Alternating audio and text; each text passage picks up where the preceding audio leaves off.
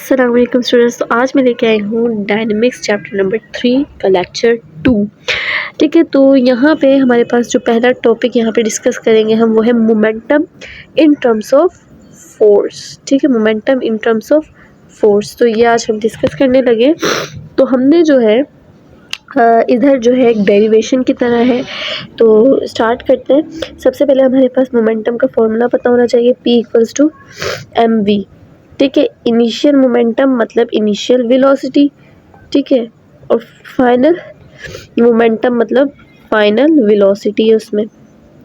ठीक है, ये आपको चीज़ें याद रखनी है, ये दो। ठीक है, अब मेरे पास क्या है, Pi=mvi। ये भी इम्पोर्टेंट इक्वेशन है।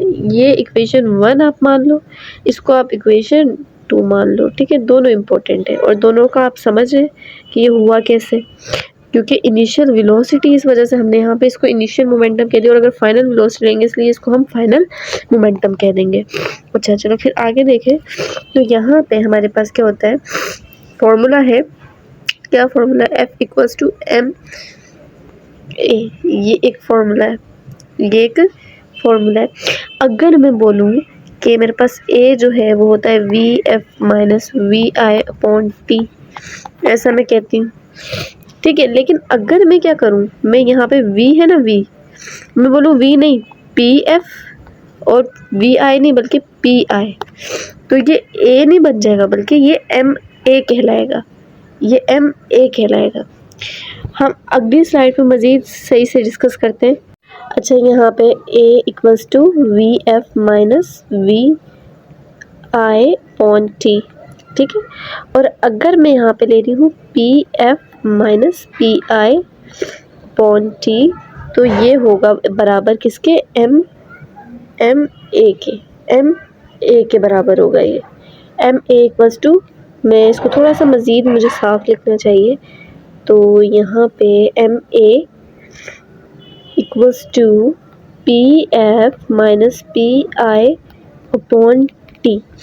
ठीक है, अब ये Pf-Pi, इसको मैं डेल्टा P भी लिख सकती हूँ। Ma, आपको पता है कि Ma क्या है, Ma क्या है, F=ma।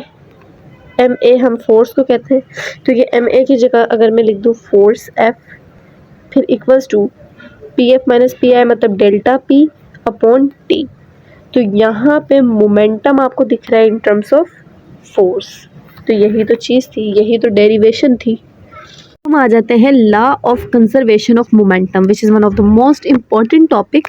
ठीक है, तो इससे पहले हमारे पास जो हमारी बुक में टेक्स्ट बुक में जो है दिया हुआ है टॉपिक, मोमेंटम के बाद, जैसे momentum in terms of force के बाद safety devices.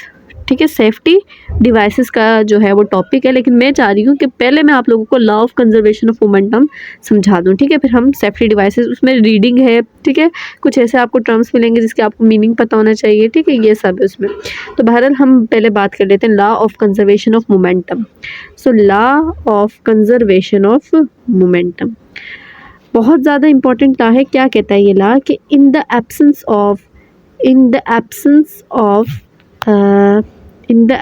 Of external force total momentum remain same. मतलब एक्सटर्नल फोर्स के एब्सेंस में, जब कोई एक्सटर्नल फोर्स ना हो, मीन्स के जब फोर्स आपके पास क्या हो, ज़ीरो हो, जब आपके पास फोर्स ज़ीरो हो, तो टोटल मोमेंटम जो है वो सेम होगा। टोटल मोमेंटम जो है वो क्या होगा, सेम होगा। यही है law of conservation of momentum का मकसद। क्या है कि मोमेंटम का कंजर्व रहना, मोमेंटम का सेम रहना, राइट। सेम, या यहाँ पे हम कांस्टेंट वर्ड भी यूज़ कर सकते हैं। ठीक है, सेम या कांस्टेंट वर्ड भी यूज़ किया जा सकता है यहाँ पे। इसी तरह, या फिर आप इस तरह से भी कह सकते हो, the total momentum of an isolated system always remain same, या आप कांस्टेंट भी कह सकते हो। ठीक है, तो आइसोलेटेड सिस्टम यहाँ पे वर्ड यूज़ हुआ है, तो क्या मतलब है आइसोलेटेड सिस्टम का, तो यही बात, एब्सेंस ऑफ एक्सटर्नल फोर्स। ठीक है, इसी को हम कहते हैं आइसोलेटेड सिस्टम। तो आइसोलेटेड सिस्टम हम कहते हैं a system where external force zero, जहाँ पे एक्सटर्नल फोर्स ज़ीरो हो जाए, तो ऐसे सिस्टम को हम कहते हैं आइसोलेटेड सिस्टम। ऐसे सिस्टम को हम क्या कहते हैं, आइसोलेटेड सिस्टम। ठीक है, तो बेसिकली आई होप आपको ये चीज़ समझ आ गई। अब हम थोड़ा मैथमेटिकली जो है law of conservation of momentum को देखते हैं। अब हम आ जाते हैं इसकी मैथमेटिक्स पे। तो यहाँ पे मेरे पास टू मासेस हैं, टू मासेस, एक m1 और एक m2, ठीक है।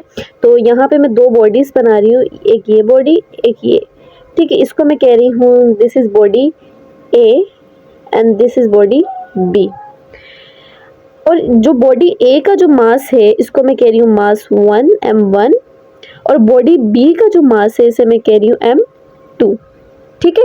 तो total momentum of system before collision, मतलब कि ये जो दो बॉडीज हैं ये चल रही हैं, ये दोनों बॉडीज m2 आगे m1 उसके पीछे पीछे, ठीक है। तो अभी कोलिजन नहीं हुई, ये दो ऐसे हैं कि एक दूसरे के आगे पीछे, मतलब ये आगे चल रहा है और ये इसके पीछे पीछे आ रहा है, ठीक है। इस तरह से मामला है।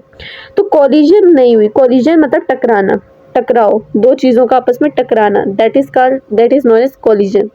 तो total momentum of system before collision, collision हुई नहीं है अभी, तो इसलिए जब कोलिजन नहीं हुई तब की हम बात करें, बिफोर कोलिजन, ठीक है। सिस्टम का जो मोमेंटम होगा वो क्या होगा, m1 u1 plus m2 u2, ठीक है। ये होगा m1 u1 plus m2 u2।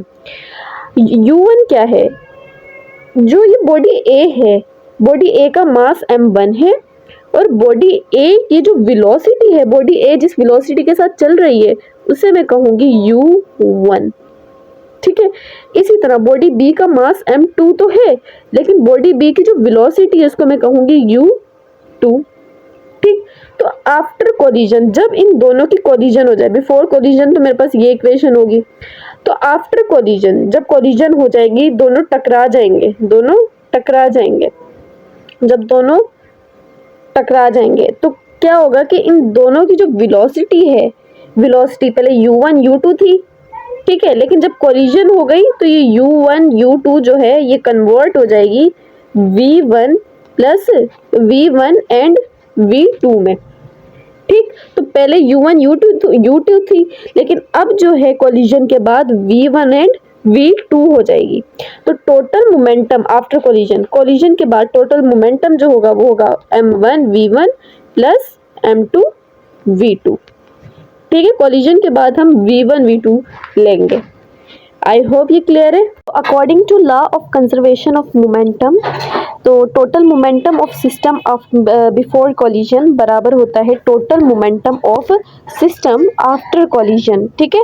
मतलब टोटल जो मोमेंटम है सिस्टम का वो कोलिजन से पहले हो या कोलिजन के बाद हमेशा इक्वल होता है, राइट। तो ये चीज़ हो गई। अब यहाँ पे एक चीज़ और कि हमने पढ़ा total momentum of the system before collision क्या था, वो m1 u1 plus m2 u2, ठीक है। और total momentum of the system after collision क्या हो गया था, m1 v1 plus m2 v2।